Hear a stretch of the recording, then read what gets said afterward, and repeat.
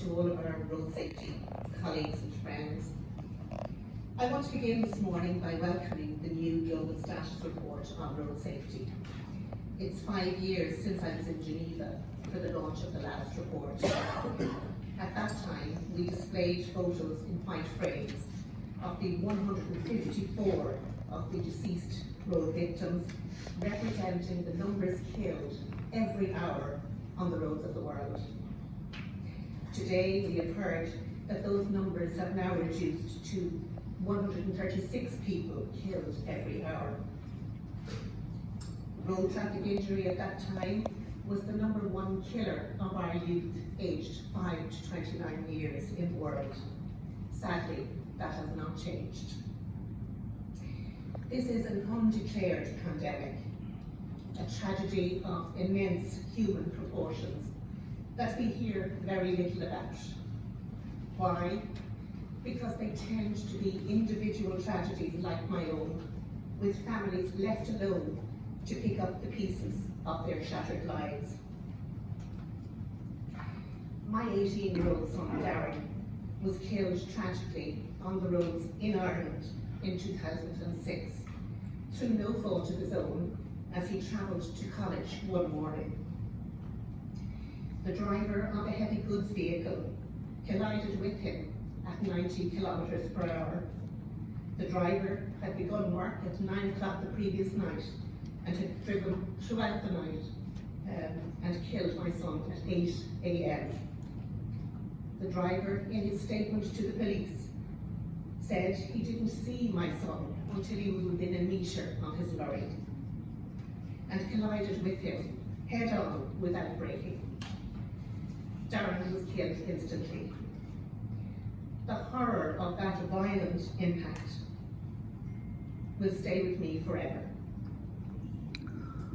Darren was just one of 365 people killed on Irish roads that year, and just one of the more than 1 million killed worldwide every year. Each one much more than a number to their families, friends, and communities. I stand before you today as just one bereaved mother, amongst many millions of bereaved parents worldwide, whose lives have been utterly destroyed by such a sudden, violent, and preventable loss.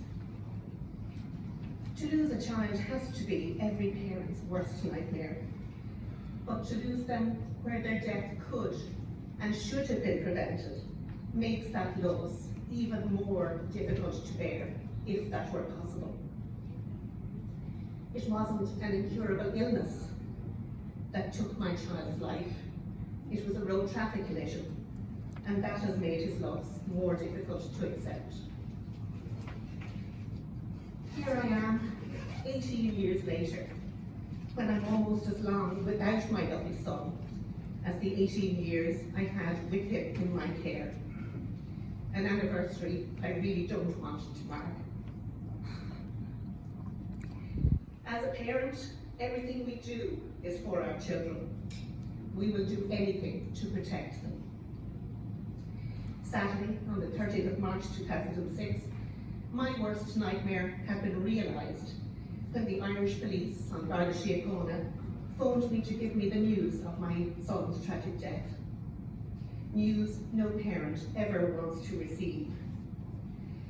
The worst thing was that feeling of helplessness, the finality of it all, not being able to do anything to help my lovely child. Darren, at 18 years of age, was just starting out in life as an engineering undergraduate in college.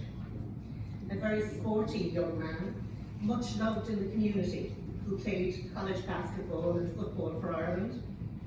But most of all, he was our beautiful son, adored by his parents and grandparents, his 2 brothers and his sister. We will never get over his loss. We are utterly heartbroken. The impact of such a loss is wide-ranging and lifelong. Darren would have been included in the statistics for 2006. Oh, how I wish that his loss was only for 1 year. In Darren's honour, I set up the Irish Road Victims Association, the national charity for road crash victims in Ireland. We work to provide information and support to families who are affected. Our helpline is always open, and we provide free bereavement counselling. We also have a guide for families bereaved by road crashes, which assists families as they deal with the horrific aftermath of such a loss. And I'm happy to say that annual road deaths in Ireland have decreased from 365 in 2006 to an estimated 180 this year, more than halved in that 70-year period. But even one death is one too many, knowing as we do the utter devastation of just one loss. The Road Safety Authority was established by the Irish government the year Darren was killed, and has been working very hard to make the roads safer. I'm very proud to have been serving on the board of the Road Safety Authority for the past 6 years as a victim advocate, the first time a victim advocate has been so appointed. It's so important to have the victim's voice included, and it should be encouraged. Those who have dealt with the system, having sadly been through such a loss, will have a different insight and perspective to add. They know that thorough investigations which examine all of the known contributing causes of these collisions is not guaranteed. And those thorough investigations are needed for an accurate evidence base so necessary for prevention. And provision must be made by governments for dealing with those impacted by such loss.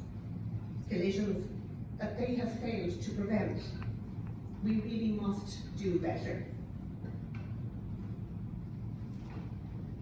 The International Road Victims Partnership has been created from our lived experience.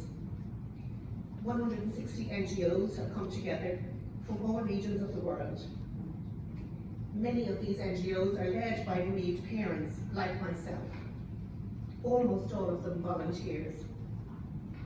We have a guide for bereaved families which has been translated into 9 or 10 languages.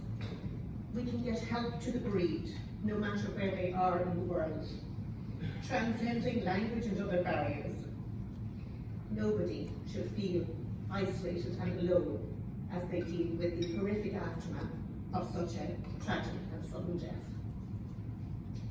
We call for improved post-crash response and advocate for victims' rights. Road crime must be treated like other crimes. They should be investigated accordingly, unless and until the contrary is proven. They are not accidents, and terminology used is so important. Just because a death is by motor vehicle doesn't make it any less of a death. We must ensure that we have effective laws and deterrence. And when the worst happens and lives are destroyed, justice must be seen to be served. And justice for us rarely means lengthy prison sentences. It could simply be lessons being learned from our loved one's death to spare other families such devastation. And today I ask you all to remember that for each day we deliberate and fail to take action, another 3,260 families' lives will be destroyed, and they will have to walk in our shoes for the rest of their lives. We must all act with a renewed sense of urgency to try to spare those families, maybe even your own. And believe me, it can happen to anybody, no matter how safe a road user you think you are. Thank you all. Thank you for all that you continue to do in the UN Road Safety Collaboration to save lives and prevent suffering.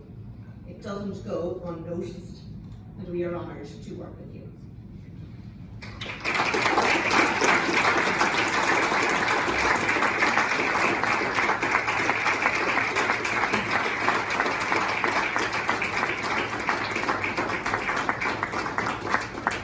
Thanks so much, Donna, for sharing the story of Darren and your family.